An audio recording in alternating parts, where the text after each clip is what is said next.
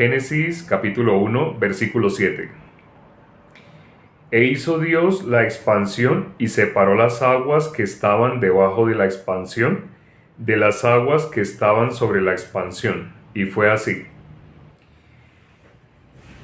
Aquí dice que Dios separó las aguas que estaban debajo de la expansión de las aguas que estaban sobre la expansión. Bueno, entonces ahora surge una pregunta, ¿no? ¿Qué es la expansión? Porque tanto en el versículo anterior se nombra como en este versículo.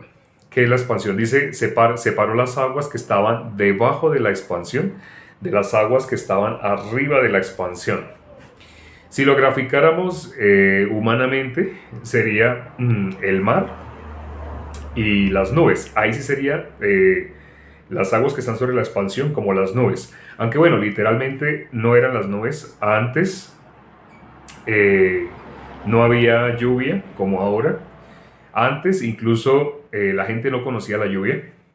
Había una capa, así como ahorita hay una capa, una ionosfera. Antes había una capa así fuerte, pero de hielo, que generaba, que era como hielo, y generaba en la Tierra una atmósfera similar a la de una cámara hiperbárica. Quienes de pronto han probado la cámara hiperbárica se han expresado de esta manera, que se sienten como jóvenes, se sienten como rejuveneciendo. Incluso hay personas o enfermedades que se tratan en cámaras hiperbáricas. Y hay personas excéntricas que tienen mucho dinero y que gustan usar mucho la cámara hiperbárica. ¿Por qué la gente vivía antes toda la edad que vivía?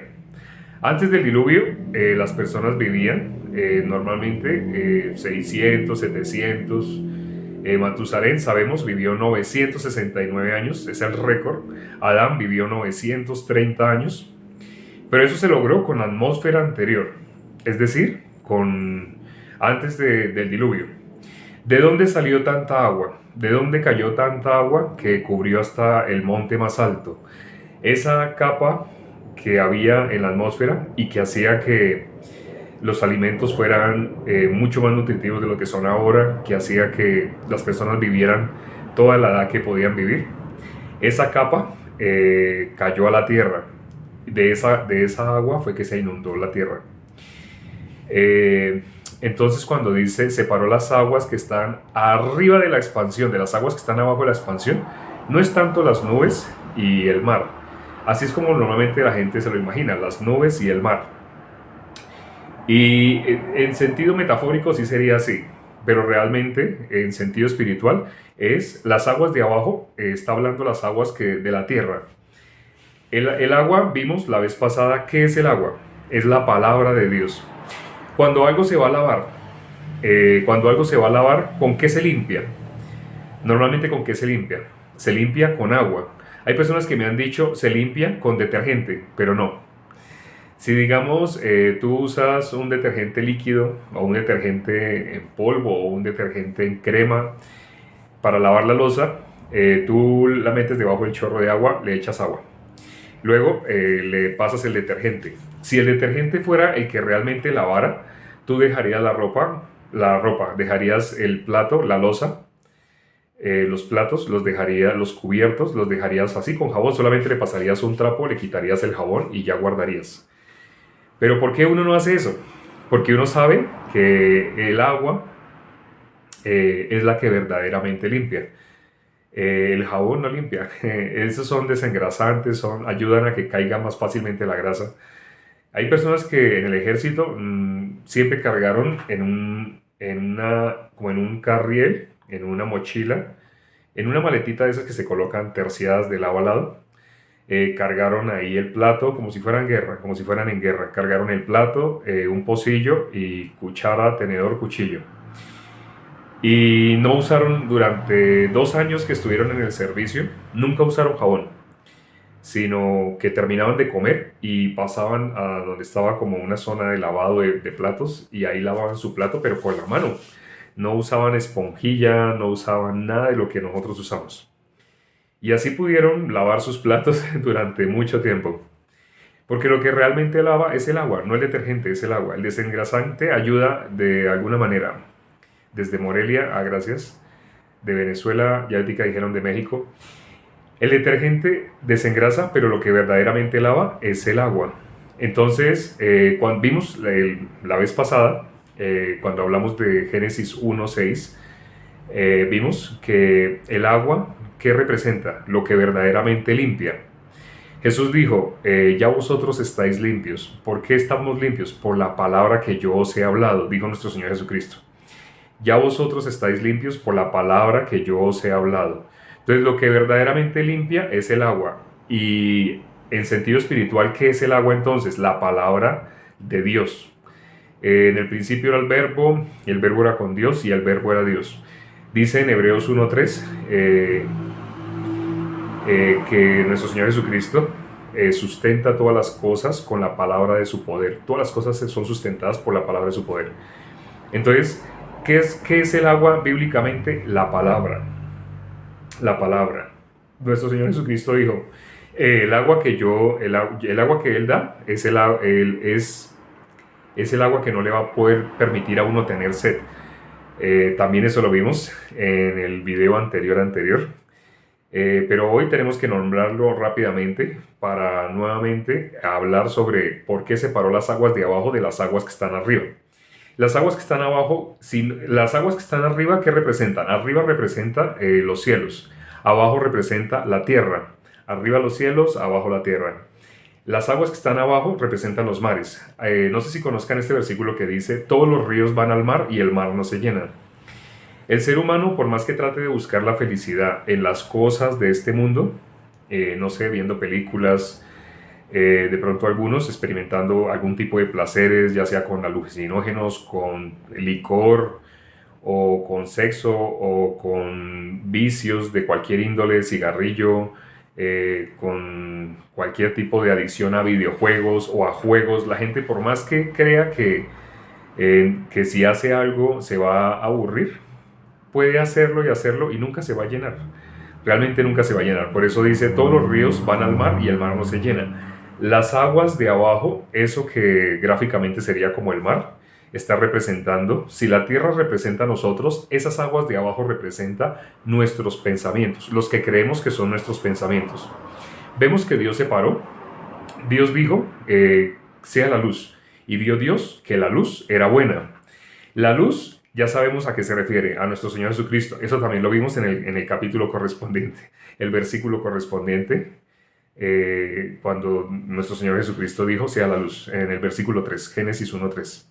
Entonces, ¿Dios qué hizo con la luz? Dice, separó la luz de las tinieblas. En este caso, ¿qué está separando? Las aguas de arriba de las aguas de abajo. ¿Qué son por consiguiente las aguas de arriba? Es la palabra de Dios, representa el lenguaje celestial. Lo que es difícil al ser humano entender, si lo trata de entender humanamente. ¿Y qué son las aguas de abajo? Lo que nosotros estamos acostumbrados a llamar nuestros pensamientos. Miremos un versículo que está en Jeremías 6, sobre nuestros pensamientos. Jeremías 6. Después de Isaías viene Jeremías.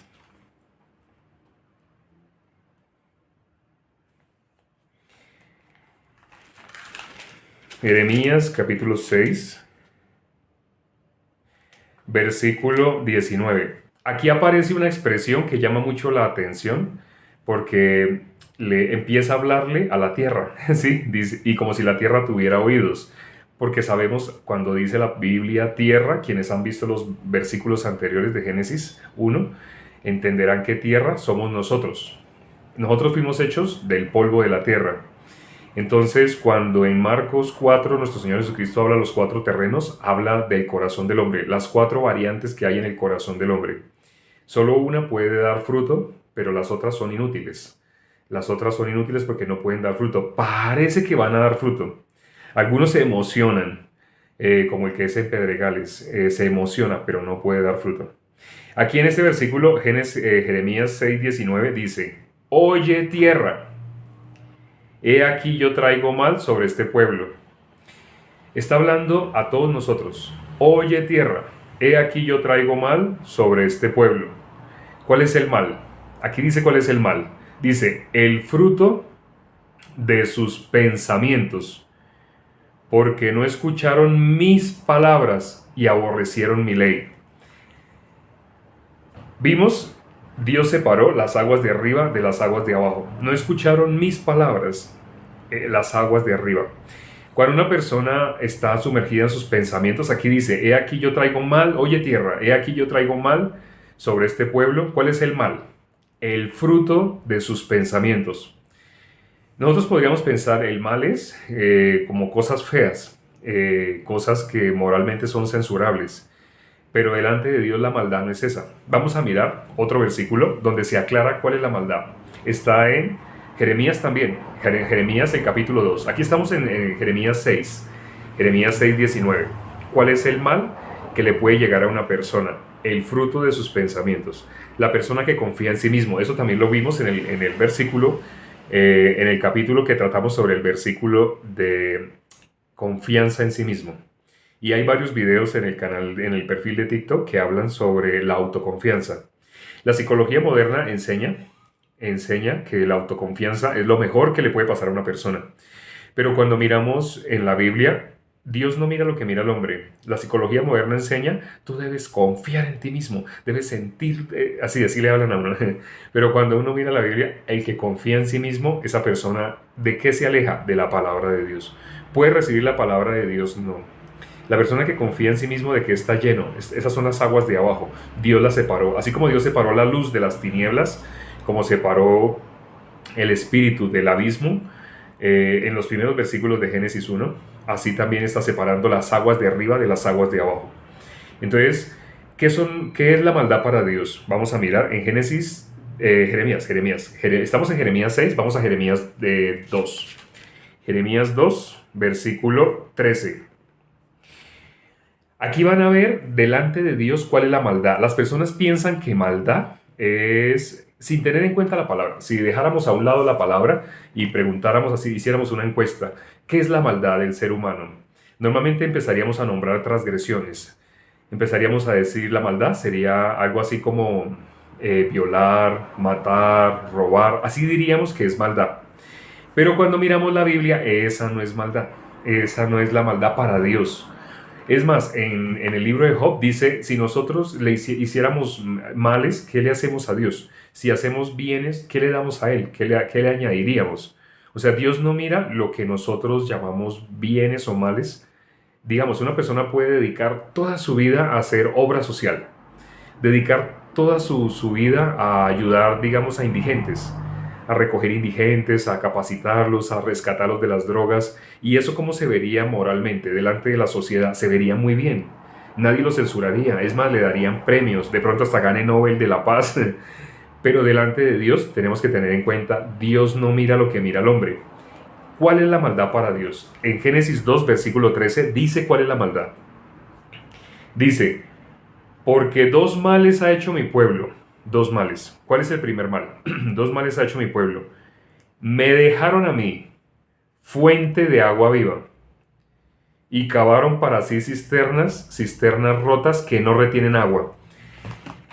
Dejar a Dios tiene que ver con el agua, pero ya sabemos qué es el agua. Si no hubiéramos explicado en los versículos anteriores, en los capítulos anteriores, en los videos anteriores, qué es el agua para Dios, no se entenderían estos versículos que hablan de agua, agua, agua. Dos males ha hecho mi pueblo. Para Dios, ¿cuál es la maldad? Me dejaron a mí fuente de agua viva. Ya sabemos qué dijo nuestro Señor Jesucristo. ¿Se acuerdan? Cuando miramos Juan 4, Jesús que le dijo a la mujer samaritana, si supieras quién es el que te habla contigo, tú le pedirías y él te daría agua viva. Nuestro Señor Jesucristo hablaba en tercera persona, pero estaba hablando de él mismo. Estaba diciendo que de él, de nuestro Señor Jesucristo, que sale agua viva. Y bueno, ¿por qué hablaba en tercera persona? Porque está hablando de Dios. ¿El agua viva de dónde sale? Este versículo está hablando de Dios, ¿no? Dice, me dejaron a mí fuente de agua viva. ¿Cuál es la fuente de agua viva? Dios. ¿Por qué nuestro Señor Jesucristo dijo, le dijo a la mujer samaritana, si supieras quién es el que te pide, tú le pedirías y él te daría agua viva? Jesús estaba hablando de él mismo, pero estaba hablando de Dios. Es algo que es de pronto un poquito complicado para nosotros entender porque cuando una persona habla de sí mismo, solamente habla de sí, ¿sí? ¿Qué dice la Biblia de alguien que habla de sí mismo? No sé si se acuerden en Juan 8:44. Ahorita que lo vamos a mirar. Por ahora terminemos de mirar el agua. Aquí está hablando de cuál es la maldad delante de Dios. Me dejaron a mí fuente de agua viva y cavaron para sí cisternas rotas que no retienen agua. Dejar a Dios es dejar a la fuente de agua viva, el agua que no nos permite volver a tener sed, lo aclaró nuestro Señor Jesucristo en Juan 4. Esa agua viva que Él da, que da nuestro Señor Jesucristo, y que aquí está diciendo Dios que esa es el agua, que Él es la fuente de esa agua viva, esa agua no permite volver a tener sed. Pero ¿qué dice? ¿Cuál es la maldad para Dios? Me dejaron a mí, dice Dios, me dejaron a mí, fuente de agua viva. Al dejar a Dios, ¿qué hace el ser humano en busca de otra agua? Si dejó a Dios, que es la fuente de agua, entonces ¿cómo sacia la sed? Dice, cavaron para sí cisternas rotas que no retienen agua. Cuando está hablando de agua, está hablando de la palabra. Entonces cavaron para sí cisternas rotas que no retienen agua. Cuando el ser humano se apoya en sí mismo, lo contrario a lo que dijo nuestro Señor Jesucristo, si alguien quiere venir en pos de mí, niéguese a sí mismo. El requisito universal, el requisito que puso nuestro Señor Jesucristo para alguien que se quiera hacer llamar cristiano. Si alguien quiere venir en pos de mí, niéguese a sí mismo. Está en Lucas 9:23, está en Mateo 16:24, para quienes lo quieran revisar. Si ahorita no alcanzaron a tomar apuntes, este video, ya saben, se va a subir en formato horizontal en YouTube. Se sube en YouTube, pues ya sin todos los textos y sin todos esos muñequitos que de pronto están viendo en este momento en la pantalla. En YouTube no va a haber ningún muñequito, nada que los distraiga.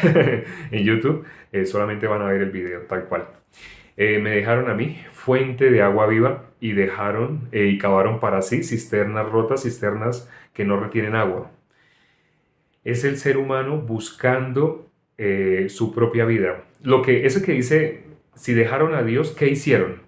Después de dejar a Dios, me dejaron a mí. Entonces, ¿qué es eso de cavar cisternas rotas que no retienen agua? Miremoslo en Isaías 53, versículo 6. Algunos de pronto ya lo conozcan. Ese es un versículo muy conocido, muy famoso, porque primero que todo Isaías, Jeremías. Isaías está antes de Jeremías. Estamos en Jeremías. Entonces vamos a Isaías, que está un poquito antes, y miramos el capítulo 53. El versículo 6 dice: todos nosotros nos descarriamos como ovejas, cada cual se apartó por su camino, mas Jehová cargó en él el pecado de todos nosotros. La última parte de este versículo es mi favorita, porque habla de la salvación. Habla de que Dios cargó sobre él. Cuando dice sobre él, ¿a quién se refiere? Dice, mas Jehová cargó sobre él el pecado de todos nosotros. Este libro fue escrito, el libro de Isaías fue escrito 700 años antes de que naciera nuestro Señor Jesucristo. 700 años antes de que naciera. Pero aquí, ¿qué está diciendo? Dice, me dejaron a Isaías 53, 6. Todos nosotros nos descarriamos como ovejas, cada cual se apartó por su camino, mas Jehová cargó en él el pecado de todos nosotros. Entonces les pregunto, hago esa pregunta. Cuando dice que Dios cargó sobre él, dice, mas Jehová cargó en él el pecado de todos nosotros. Entonces, digamos, aquí tengo otra Biblia, digamos que ese es el pecado, ¿sí? Digamos que ese es el pecado de ustedes. Un ejemplo, que en este libro está escrito todos sus pecados y transgresiones. Entonces dice la Biblia y digamos que yo soy Jesucristo. Entonces este pecado estaba en ustedes lo tenían. Pum, ahí tapo la pantalla, ustedes lo tenían. Pero ahora este pecado ya no está en ustedes, sino dice que Dios lo cargó en él. Dice, cargó en él el pecado de todos nosotros. Cuando dice, entonces ya este pecado no está en ustedes, porque ya lo cargó en él. Pero en él, ¿quién es? Cuando dice, cargó en él el pecado de todos nosotros, ¿en quién lo cargó? Antes estaban ustedes, pero dice que Jehová cargó en él el pecado de todos nosotros. ¿En quién? Cuando dice en él, ¿a quién se refiere? Pregunto, estoy haciendo una pregunta. Cuando dice cargó en él el pecado de todos nosotros, ¿a quién se refiere? Cargó en él. Entonces yo estoy representando a ese él, estoy representando, ahí dice, mas Jehová cargó en él el pecado de todos nosotros. Digamos que yo soy él, a quien está nombrando ahí. Jesucristo, Jesús, Jesucristo. Cuando dice, así es, gracias, Jesús, Jesús. Cuando dice cargó en él el pecado de todos nosotros, se refiere a nuestro Señor Jesucristo. Dice, mas Jehová, leámoslo, ¿no? Dice, la segunda parte del versículo 6. La primera parte es muy bonita, porque habla realmente de nosotros y lo que estamos hablando de las aguas, de la maldad. Pero por ahora miremos la segunda parte.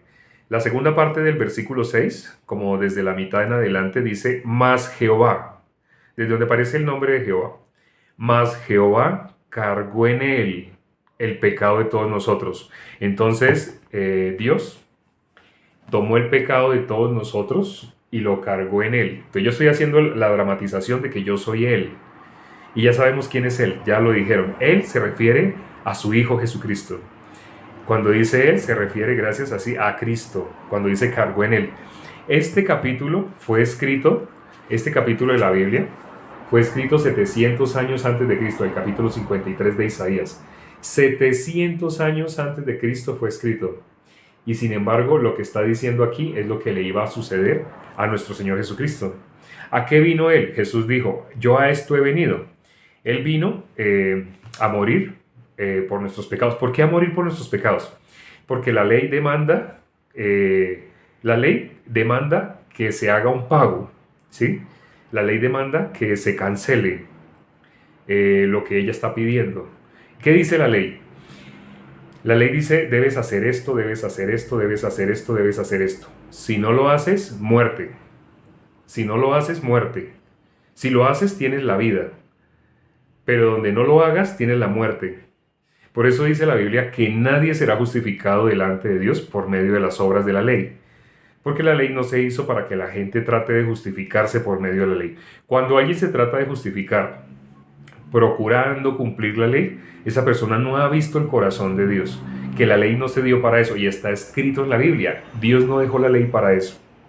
Hemos leído, quienes todavía no se están sorprendiendo porque nunca habían oído de esta manera y de pronto dicen, uy, yo pensaba que la ley era para cumplirla.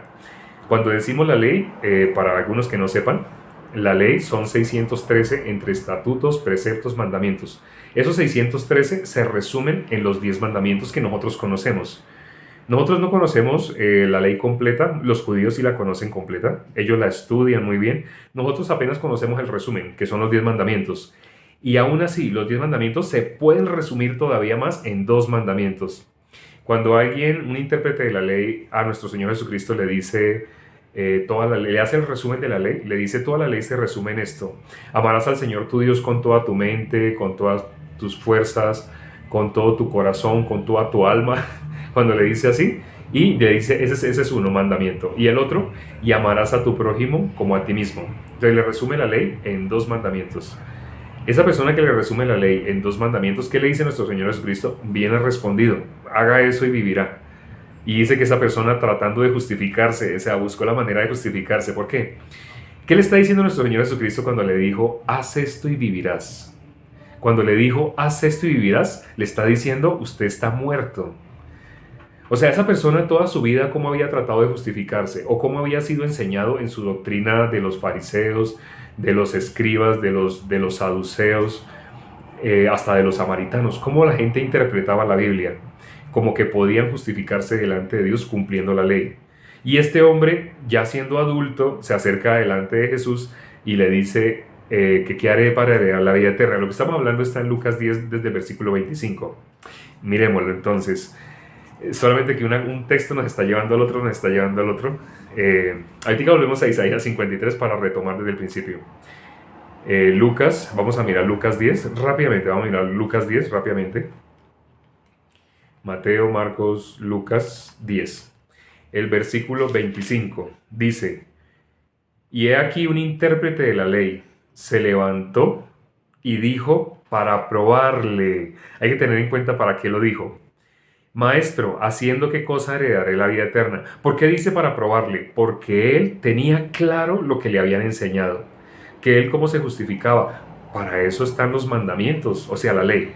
Voy a usar el lenguaje que nosotros conocemos. La mayoría de las personas no conocen la palabra ley, conocen mandamientos. Entonces, para eso están los mandamientos, para que una persona pueda agradar a Dios por medio de los mandamientos. Eso no es así. Así se cree. La mayoría de las personas piensan así por desconocimiento de lo que está escrito en la Biblia. Y este hombre también pensaba así. Por eso se acercó a Jesús para probarle. O sea, él tenía claro algo. Él tenía claro que pues, la forma de llegar a Dios es por la ley. Eso es mentira. Pero él lo tenía claro. O sea, él tenía clara su propia realidad, su propia religión, como a él le habían enseñado y como él lo entendía. Pero él solamente quería probar a Jesús, o sea, a ver si Jesús le podía contestar lo que él creía, ¿sí?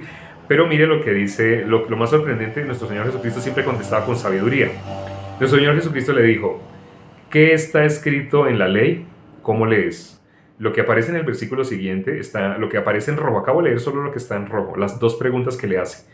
¿Qué está escrito en la ley y cómo lees? Algo así, diciéndolo en un lenguaje como más de nosotros sería, ¿qué dice la ley y tú cómo la interpretas? ¿Sí?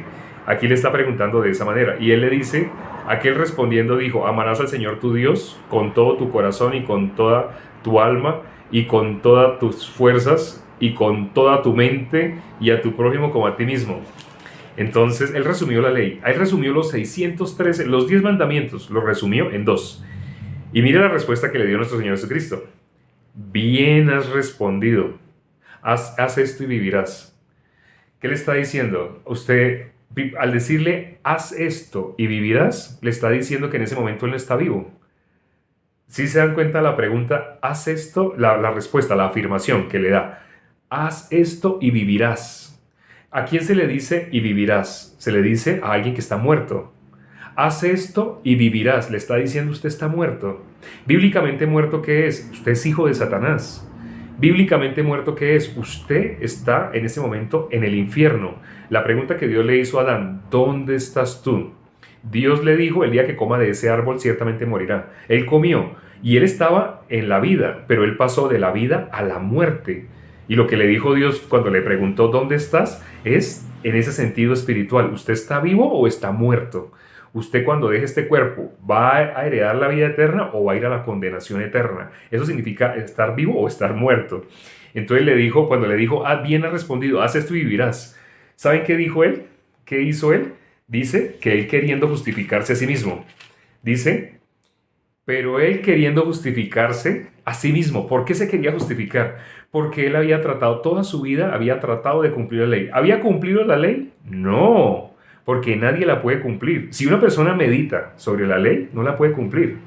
Si una persona no medita sobre la ley, sino solamente con lo que de pronto la idea que tiene, trata entonces de torcer la ley para tratar de decir que sí la cumple. Voy a nombrar uno de los puntos de la ley que más de pronto preocupan a algunas personas. Y a otros se justifican, así como él, queriendo justificarse. Cuando le digo yo a una persona que cree que cumple la ley, yo le digo, bueno, le voy a nombrar el mandamiento más facilito. No codiciarás. ¿Tú realmente puedes no codiciar? Y dice, pues yo creo que sí. Hay personas que me han contestado así. Yo creo que sí puedo no codiciar. Y le digo, ¿por qué crees que puedes no codiciar? Porque es que yo creo que codiciar, y me dan su propia definición de codiciar. Me dicen, es que codiciar es, por ejemplo, que uno quiere robar eso, o sea, uno vio y es que uno quiere, mejor dicho, que la persona se descuide para robarle. Entonces yo le digo, no, usted está mezclando codiciar con robar. No, codiciar es que usted mira y desea usted tener eso.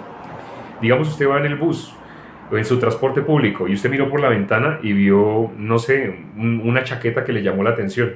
Y usted ve que la persona que tiene esa chaqueta se está alejando y usted quisiera saber cómo la marca, para ver de pronto si es famosa esa marca, si usted la puede comprar en algún almacén, porque usted está deseando tener esa chaqueta. Usted quiere ir a comprarse una chaqueta igualita.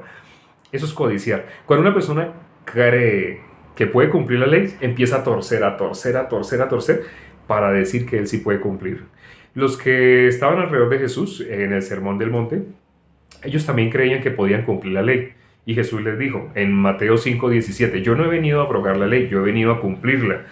¿Pero qué es cumplirla? Cumplirla no es a hacerla, no es eso, porque nadie la puede cumplir. Bueno, nuestro Señor Jesucristo sí, porque Él es Dios, la naturaleza de Él es divina, pero el ser humano no puede cumplirla. Y cuando dice que Él vino a cumplirla, no significa hacer. O sea, no significa a no codiciar, a no trabajar un día de reposo, porque nuestro Señor Jesucristo estaba con sus discípulos y ellos trillaban. Y la gente, los fariseos decían, pero ¿cómo Él permite que sus discípulos trabajen en un día de reposo? Así, porque es que la finalidad de la ley no es, si la ley dice no codiciarás, entonces usted no codicie. No, la ley le dice no codiciarás a alguien que codicia. Como tú eres codicioso, disculpa que te lo diga así tan directamente, como tú eres codicioso, Dios te dice a ti, no codicies, para que tú te des cuenta, no, pero si es que lo que yo soy es eso, o sea, ¿cómo yo voy a decir que no codicio? El tema es largo, ya me metí con la ley y estábamos hablando del agua, pero resulté hablando de la ley. El versículo que consideramos hoy es que Dios puso la expansión entre las aguas que están arriba y las aguas que están abajo. Y las aguas representan la palabra.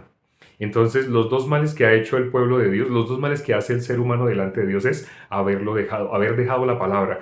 Cuando una persona deja la palabra, ¿qué hace? Confía en sí mismo. Cuando dice cavaron para sí cisternas, cisternas rotas que no retienen agua, es esa confianza que tiene el ser humano en sí mismo. ¿Sí sabían que las teorías psicológicas cada determinado tiempo, 4 años, 5 años, van cambiando?